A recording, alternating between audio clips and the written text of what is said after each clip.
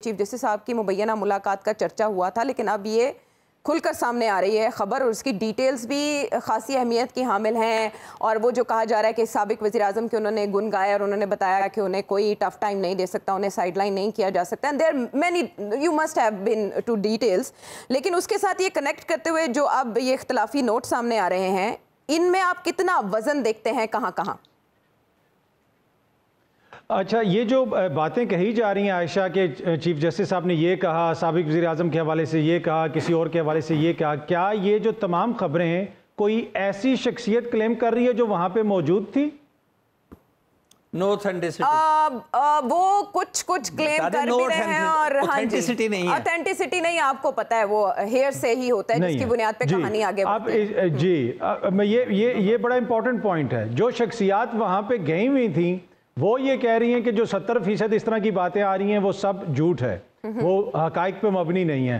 अब जो उधर गए हुए थे मैं उनकी बात सुनूं, जो नहीं गए थे मैं उनकी बात सुनूं, तो मसला ये है कि ये हेर से है कि एक शख्स एक कह रहा है, दूसरा कुछ और कह रहा है। मैं इसको ज्यादा अहमियत नहीं देता। मैं आपको आपकी बात को यहाँ पर सिर्फ आपसे इतना जानना चाहूंगी कि जो लोग जाके मिले, आपके ख्याल में मौजूदा माहौल में इस तरह की मुलाकातें मुनासिब रहती हैं?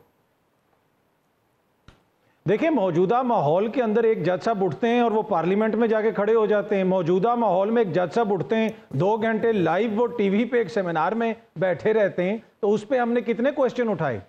ये सारी चीजें ना, ये क्वेश्चन सर उठने वाले हैं। बिल्कुल आपका क्वेश्चन बड़ा वैलिड है, लेकिन मौजूदा दौर के अंदर ही हमने देखा ना कि और क्या कुछ यहाँ पे होता रहा, क्या कुछ किस किस्म की चीजें होती रही। तो ये बड़े बहुत सारे पॉइंट्स हैं जो नैयर साहब ने भी उठाए, तो ये सारे पॉइंट सोचने की जरूरत है। बाकी देखें, सहाफ़ियों के साथ अगर राब्ता है और उसमें कि गैर रस्मी राब्ता है, वो जो उसको कोर्ट्स को रिपोर्ट करते हैं, कवर करते हैं, सहाफ़ियों का राब्ता रहता है। बाकी उसमें अगर कहीं पे कोई बात हुई है जो मुनासिब नहीं है, टू बी ऑनेस्ट, ये तो एक वर्जन वर्सेस दूसरा वर्जन है। दूसरी और आप चाहते हैं, आप भी समझते हैं कि सुप्रीम कोर्ट को वजाहत देनी चाहिए, रजिस्ट्रार के तवस्सुत से एक्सप्लेन करना चाहिए, क्लैरिफिकेशन देनी चाहिए? देखिए, अगर वो मुनासिब समझते हैं तो वो दे सकते हैं, पर मेरी नज़र में तो मसला ये ना कि अगर वहां से निकल के कोई शख्स आके बाहर कोई इस तरह का दावा कर रहा है फिर तो उनको देनी चाहिए। लेकिन अगर कोई ऐसी मोजिज़ शख्सियत ये दावा कर रही है जिसको बुलाया नहीं गया था, तो फिर उस पर उनकी अपनी मर्जी है, वो दें या ना दें। क्लैरिफिकेशन नहीं देता हूँ। दूसरी बात, जो नैयर साहब ने पॉइंट्स उठाए फौजी अदालतों के हवाले से, बड़े इंपॉर्टेंट पॉइंट्स हैं। जो बेंच बनाने के हवाले से उठाए, वो भी बड़े इंपॉर्टेंट पॉइंट्स हैं। आप यहाँ पे फुल कोर्ट बना दें, तमाम मोजिज़ जज साहिबान, जितने भी जज साहिबान हैं आला अदलिया के, तमाम मोजिज़ हैं, तमाम आइन और कानून को समझते हैं, तो सबको शामिल होना चाहिए इस बेंच के अंदर।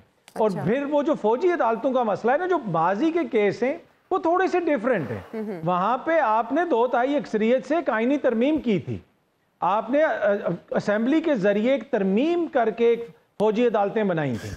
यहाँ पे तो आप जो है सियासी मुखालफिन को फौजी अदालतों में जो है ट्रायल करने की बात कर रहे हैं।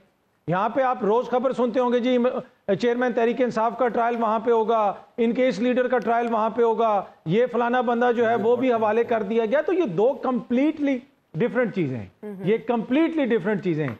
जो अगर आपके कोई माजी में जो बनी थी अदालतें, वो किस लिए बनी थी, किन लोगों को उन्होंने ट्राई करना था, वो स्पेसिफिक पार्लियामेंट ने इजाजत दी थी। हाँ, आज भी पार्लियामेंट कह दे कि जनाब ये हैं, ये कानून साजी हो गई है और अब इसके अंदर ट्रायल किया जाए, तो वो एक अलग बहस है।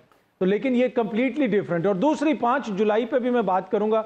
आपने शुरू में जिक्र किया बिलावल साहब का, तो आज 5 जुलाई हम किस तरह मना रहे हैं, आज हम भुट्टो को किस तरह याद कर रहे हैं कि हमने गिलगित बल्तिस्तान की असेंबली सील कर दी है, क्योंकि हमें पता है कि वहां पर किसी और की मेजॉरिटी है, और अगर वहां पर अगर हो गया इजलास तो दोबारा उनका वजीर आजम बन जाएगा। कुछ दिन पहले यहाँ पे मोजिज़ दोस्त हमें बताते थे कि पार्लियामेंट इतनी बड़ी होती है कि वो अदलिया के फैसले भी ना माने, और यहाँ पे आपने पुलिस के जरिए जो है वो गिलगित बल्तिस्तान की पार्लियामेंट सील करवा दी है। क्या गिलगित बल्तिस्तान की जो अवाम है उनकी कोई राय नहीं है? क्या गिलगित बल्तिस्तान की जो पार्लियामान है वो खिलौना है या फिर वो कोई खटपुतली है?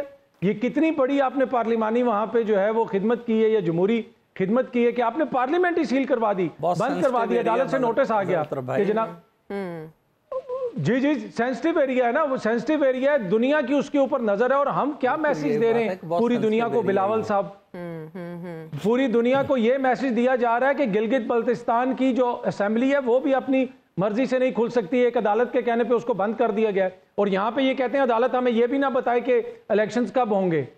अपनी आपका इतना है, आपकी असेंबली इतनी मुकद्दस है, लेकिन गिलगित बल्तिस्तान की जो आवाम है उनका कोई राइट नहीं है, पंजाब की आवाम का कोई राइट नहीं, केपीकी के आवाम का कोई राइट नहीं है, उनकी असेंबलियां ना आए। लेकिन जो है ये जो आधी असेंबली बैठी है जिसमें राजा रियाज कहते हैं कि अगर सिलसिला आगे भी बढ़ाया गया इंतखाबात का तो तब भी हम एक पेज पे, ये पार्लियामान सबसे मुकद्दस है। तो अब इसके ऊपर बंदा क्या कहे।